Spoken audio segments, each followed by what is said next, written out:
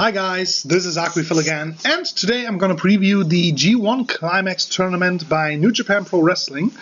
As most of you should know, the G1 Climax is the biggest tournament New Japan annually holds, and the winner will face the current IWGP World Heavyweight Champion at the biggest show of the year, the Wrestle Kingdom show on 4th of January. So let's have a look, or take a look at Block A, in which Bad Luck Fale is involved. And Bad Luck Fale, yeah, well, no surprise, he's not going to win this thing. He is nowhere near a main eventer and nowhere near a talented guy, so duh. His opponent on the first day is Hirooki Goto, the #1 contender that will never win the title, maybe close towards the end of his career, but yeah, not now and not ever, not soon. Goto had a lot of shots. They even made a story about him having a lot of shots and he still lost, so would be nice to see such a build-up, getting another final shot, so to speak, and winning the belt, but I don't see that happening this year. So then we have Naomichi Marufuji, veteran of Pro Wrestling Noah, and yeah, very talented guy, has always been great in Ring of Honor, Pro Wrestling Noah, and his little journeys to New Japan. Still, I don't see him winning here. He will have a lot of good matches. He will be a little bit of a wild card, but aside from some upset victories, I don't see him going that far, because there are more prestigious guys in this tournament. His opponent on day one is Katsuhiko Okada, the current champion, and yeah, if he won the tournament, they would need to do another storyline for his opponent. So I don't, or if he isn't champion at Wrestle Kingdom,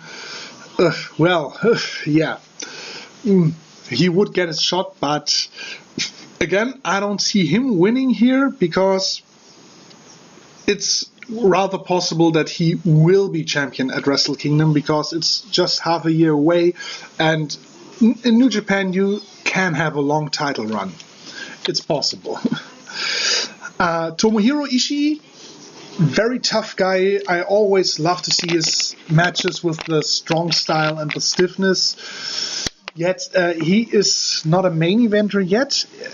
I wouldn't say he lacks the charisma, or definitely he doesn't lack the skills, but again, it's the biggest show of the year, and yeah, he's not the biggest main eventer there is, so he will come close, he will have a lot of good matches, but he won't win the thing.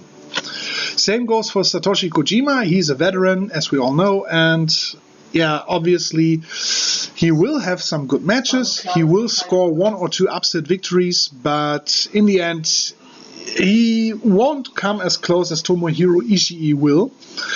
And yeah, we don't really need Kojima facing whoever is champion at Wrestle Kingdom, because 10 years ago, definitely not in 2016, respectively 2017. Togi Makabe, another, veteran, who will have some good matches, who will score some upset victories, so to speak. Not really upsetting, but good guy, not a main eventer, won't win this thing. Tama Tonga, well, he has been with New Japan for a while now, but he's a tag team wrestler and definitely not a main eventer. He doesn't belong there, so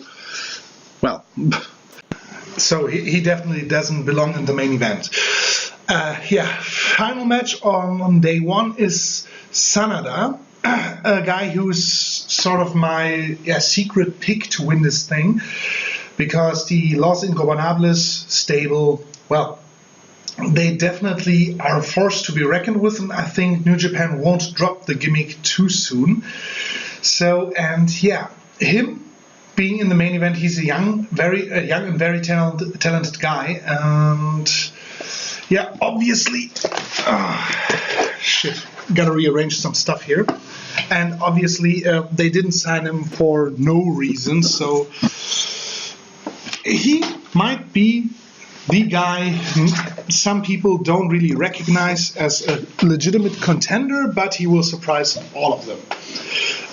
Whether he will be in the main or will win this tournament or not. And then we have Hiroshi Tanahashi. Enough said, he's one of the best wrestlers in the world, always a legitimate IWGP #1 contender, or heavyweight #1 contender, or champion. Well, on to Block B and Day 2. And here we have YOSHI-HASHI and, nice guy, but cannon fodder for the more prestigious guys. Kenny Omega, he has proven to be an excellent heel and a good leader of the Bullet Club stable, but I think the Bullet Club is moving a little bit away from the IWGP World Heavyweight title. Especially as good as Omega is, he is no Finn Balor or Prince Devitt and no AJ Styles. Thus, he definitely will be in the top spots, but not at Wrestle Kingdom. I don't see that happening. Toru Yano, well, he's the comedic heel who cheats to win, and nobody really is angry at him for doing that. So, well, he will have some fun matches, not necessarily good matches, but fun matches, and he won't go very far in the round-robin system. His opponent, Katsuhiko Nakajima, another wild card. I haven't seen much of his later stuff. I've regularly seen matches in 2008, 2009, 2010, 2011, but since then, not much. I don't know how far he has honed his skills. I know he always was a very talented guy, very stiff kicks. His matches with Kenta in Diamond Ring or respectively Pro Wrestling Noah were off the charts and brutal, really brutal. Really looking forward to his match against Katsuyori Shibata. That should be, well, devastating for anybody who doesn't like too much brutality. It should be brutal. Still, he's a wild card. He will have good matches. He will have some victories. I really don't see him headlining Wrestle Kingdom yet, especially as he's an outsider. To my recollection, we only had that once at Wrestle Kingdom, but I'm not even too sure about that at the moment. Well, then we have Evil with Naito and SANADA being in the tournament. He cannot win because Naito, as I got it, is the leader of the stable, and SANADA was the newest addition and a bigger name, so Evil will be more or less a little bit of cannon fodder. Not as bad as YOSHI-HASHI, but maybe he will even lie down for Naito. We don't know that one yet. Speaking of Naito, he's in the next match. First, Michael Elgin, the current IWGP Intercontinental Champion, and he's a great guy. He really surprised me with his ladder match, but yet he is not the headlining Wrestle Kingdom kind of guy. And I doubt he'll get there until Wrestle Kingdom. Even this winning the G1 Climax wouldn't exactly get him there. And maybe he has to face someone for the IC title at Wrestle Kingdom. Whether he's champion or gets a rematch, we'll see. It's good that he's involved in this, but I don't see him winning. So, now on to Tetsuya Naito. Definitely one of the top picks to win this, because he just was the champion and he surely wants to get a rematch. And why not at Wrestle Kingdom? and being the leader of one of the most interesting and the newest big stable in New Japan, obviously he always has a shot at winning a tournament like this. His opponent on the first day of Block B is Yuji Nagata, another seasoned veteran who will score some victories, who can really beat, for example, a guy like Naito without that hurting Naito. If YOSHI-HASHI beat Naito, well, yeah, that wouldn't be the wisest choice. A guy like Nagata legitimately can beat him without hurting his reputation or momentum. So he's there to even the odds a little bit, but he won't win it. At least I don't see it. And in the final match of Block B, we have Tomoaki Honma, another seasoned veteran. Similar to Nagata, he can win a few matches against the younger, maybe more prestigious guys without hurting their reputation, but he won't go very far. And definitely not the finals. So his opponent, Katsuyori Shibata, I believe many don't see main event potential in him because many of his matches are similar to each other, because he often faces Hirooki Goto or especially Tomohiro Ishii, and of course they pull their stuff. That is their story. Of course they're not gonna suddenly change it. He is way more versatile than some people give him credit for. He has proven that in the past. And I would love to see him go in the against a guy like maybe Okada, maybe Tanahashi, who knows, at Wrestle Kingdom. He definitely has the stuff to do it and the talent to do it.